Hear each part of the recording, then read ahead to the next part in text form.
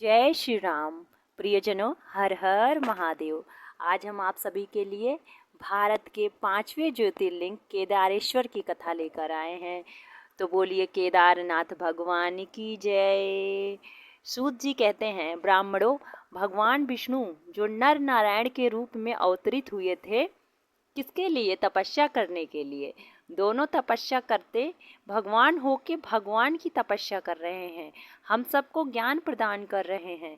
हम सबको बता रहे हैं जीवन प्राप्त हो तो कुछ संसाधन को साधना अवश्य करनी चाहिए।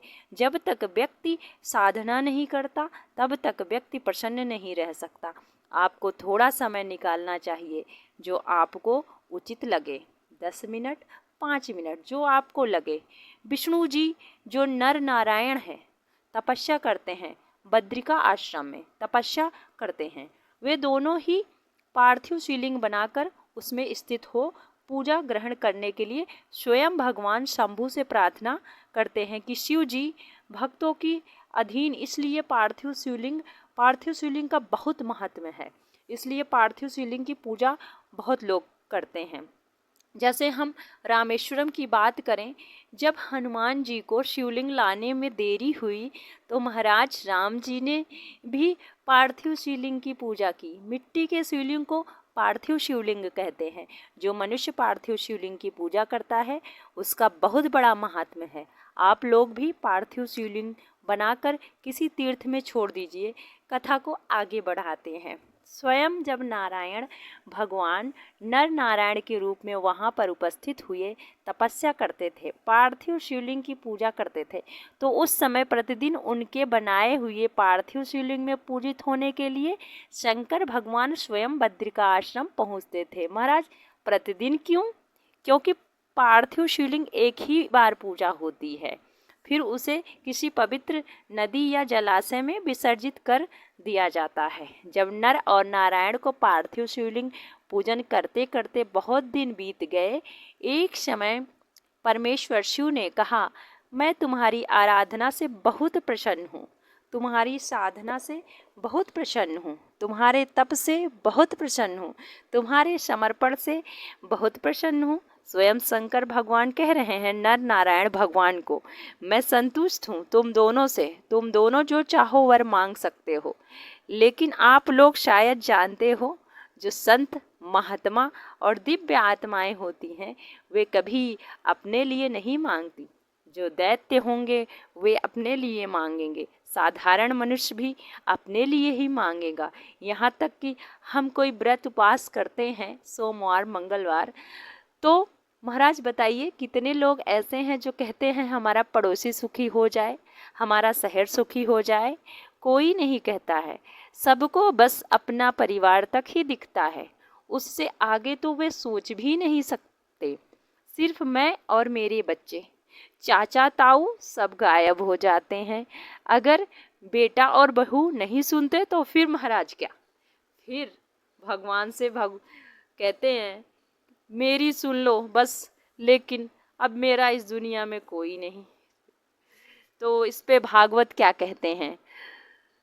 सुखी बसे संसार सब, कोई न होए दुखारी, सब हो निरोग भगवान, धन्य धान के भंडार। जब नारायण शिव ने नर नारायण से कहा, हम तुमसे प्रसन्न हैं, हमसे कोई वरदान मांग लो, जो कहोगे सो दे देंगे, तब नर और नारायण वे लोगों के हित की प्रसन्नता के लिए उनसे कहा, हे प्रभु, यदि हम पर आप प्रसन्न हैं, यदि वर देना चाहते हैं तो अपने स्वरूप पर यहाँ पर पूजन करने के लिए स्थित हो जाइए। कहाँ महाराज? केदारनाथ में। क्यों? क्योंकि जैसे जैसे समय बढ़ेगा कलयुग अपना पांव फैलाएगा, तो कलयुग के लोग तो इतनी श्रद्धा से तो पूज नहीं सकते, उनके पास इतना सामर्थ्य भी नहीं होगा कि यहाँ तक पहुँच जाए। तो उनका भाग्य उदय कैसे होगा? वो आपकी सेवा कैसे कर सकेंगे? वो आपकी पूजा कैसे कर सकेंगे? इसके लिए आपको दया करके ये एक कार्य करना चाहिए। बोले क्या? बोले आप अपने पूजन के लिए हमेशा हमेशा के लिए यहीं उपस्थित रहिए। क्यों उपस्थित रहिए? क्योंकि कलयुग जीव सहज रूप में यहाँ तक आप तक पहुँच जाएगा, और जब आपकी पूजा करेगा, आपकी सेवा करेगा, तो आपके दर्शन मात्र से कल्याण हो जाएगा। शिव पुराण में लिखा है, केदार की यात्रा से जो व्यक्ति कर लेता है उसका पुनर्जन्म नहीं होता। ऐसा तब होगा जब उस भाव से जाएंगे। किस भाव से महाराज? समर्पण के भाव से। किसके प्रति? शिव के प्रति। दुर्भाग्य का विषय है, तीर्थों में दुकानों पर मदिरा मिलती है, मांस मिलता है। फिर कौन सी मर्यादा, कौन सा समर्पण किया गया? जीभ के स्वाद के लिए तामसिक भोजन जिसमें लहसुन प्याज सबकी दुर्गंध है। महाराज ऐसा भोजन करके तीर्थ ना करें महाराज, शुद्धता से जाएं। जिस प्रकार तीर्थों में पुण्य का फल मिलता है, उसी प्रकार जो तामसिक कर्म करता है उसका भी पाप मिलता है। आपका हमारा कार्मिक अकाउंट चालू है महाराज। यदि शुद्धता और पवित्रता समर्पण से आप जाते हैं, एक बार केदारनाथ जाते हैं, तो पुनर्जन्म नहीं होगा। फिर कथा में क्या हुआ महाराज? नर और नारायण के ऐसे अनुरोध पर कल्याणकारी महेश्वर हिमालय के उस केदार तीर्थ में स्वयं ज्योतिर्लिंग के रूप में स्थित हो गए। उन दोनों से पूजित होकर संपूर्ण दुख और भय का नाश करने वाले शंभु लोगों के कल्याण करने के लिए, भक्तों को दर्शन देने के लिए स्वयं केदारेश्वर नाम से प्रसिद्ध होकर वहाँ रहते हैं। वे दर्शन पूजन करने वाले भक्तों का सदैव अभीष्ट वर प्रदान करते हैं।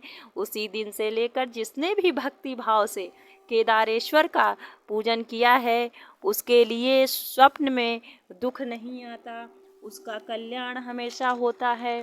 तो इस प्रकार आप जब भी केदारनाथ जाएं, भाव से जाएं। जिसने केदारनाथ महादेव का भक्ति कर ली, दुख नहीं आएगा। इसीलिए तो कथा कह रहे हैं, जो हमारे जीवन का दुख है, संताप है। आप सभी को याद होगा 2021 का कोविड, बहुतों ने अपने परिजन खोए, ऐसा महामारी का तांडव मचा। बहुत पुण्य किए होंगे वे लोग जिनके परिवार के सभी सदस्य उससे बच गए। ऐसा तांडव हम और आप जीवित हैं। मैं कथा कह रही हूँ और आप कथा सुन रहे हैं। इसका मतलब है महाराज शिव की कृपा अभी हम और आप पर बनी हुई है। इस कृपा को अपने पुण्य कर्मों को करते रहिए और शिव की कृपा प्राप्त करते रहिए। जो भगवान शिव के प्रिय भक्त वहाँ शिवलिंग के निकट शिव के रूप से अंकित वलय कड़ा चढ़ाते हैं, वह बल युक्त स्वरूप का दर्शन करके समस्त पापों से मुक्त हो जाते हैं। अगर आप केदारनाथेश्वर भगवान के पास जाते हैं, वहाँ आपको अवसर मिले तो कड़ा अवश्य चढ़ाना चाहिए। क्यों बोले? जब कोई व्यक्ति ऐसे चढ़ाता है तो उस कड़े को चढ़ाता है तो समस्त पापों से मुक्त हो जाता है। हमारे यहाँ पढ़े लिखे लोग क्या कहते हैं, दूध क्यों चढ़ाएं शंकर पर, गरीबों में ना बांट दें? तो महाराज बताइए कि भगवान तो मना नहीं किए कि आप गरीबों में ना बांटो। क्यों बोलते हैं ऐसा? क्योंकि 4 बूंद भगवान को जो चढ़ा नहीं सकता, वो गरीबों में क्या ही बांटेगा महाराज। बस वो निंदा ही कर सकता है। बस वही 4 बूंद ही गरीबों में बांटना है, जिसमें हम शिव को भाव लगाते हैं। बांटो आप अपने हिस्से का, जो आप पीते हो आधा उसमें से गरीबों में बांट दीजिए, उनका भी तो अधिकार है। नहीं कर सकते हम और आप तो महाराज। निवेदन है कि शिव की भक्ति में बाधा ना डालें। क्यों? क्योंकि पुण्य के हकदार तो है नहीं। ऐसे लोग पाप ही क्यों बटोर रहे हैं? कुछ लोग कहते हैं जो तीर्थ यात्रा पर दुर्घटना का शिकार हो जाते हैं, आपके भगवान हैं तो उनकी रक्षा क्यों नहीं की? आपने ये भी अनुभव किया होगा कि गाड़ी खाई में गिर गई और 15 लोग मर गए। 17 लोग थे, 2 बच गए। तो 2 कैसे बच गए? क्योंकि उनके कुछ सत्कर्म, उन पर कुछ शिव की कृपा अधिक रही होंगे, जिसके फल से भगवान प्रसन्न होकर उन दोनों को बचा लिए। नहीं तो मरना तो उनको भी था, दूसरी बात, शिव पुराण में लिखा है, कोई व्यक्ति अगर भगवान के धाम में जा रहा हो, मतलब केदारनाथ जा रहा हो, क्योंकि केदारनाथ की यात्रा बहुत कठिन है, और वो मार्ग में ही मर जाए, उसकी मृत्यु हो जाए, केदारनाथ तक पहुंच ही ना पाए, तो उसका फल क्या? जो यात्रा के बीच में मर जाए वो लोग भी मोक्ष प्राप्त कर लेते हैं, और भगवान उसे अपने धाम बुला लेते हैं, क्योंकि वो जानते हैं ये मेरे लिए ही निकला है, ये मेरी जिम्मेदारी है, क्योंकि उसके चित्त में मैं था, वो मेरे ही धाम आता है। ये केदारनाथ जी कथा कैसी लगी आपको, कमेंट में ज़रूर बताइएगा। आप लोग जहाँ भी रहें स्वस्थ रहें, मस्त रहें। हर हर महादेव। जय श्री राम।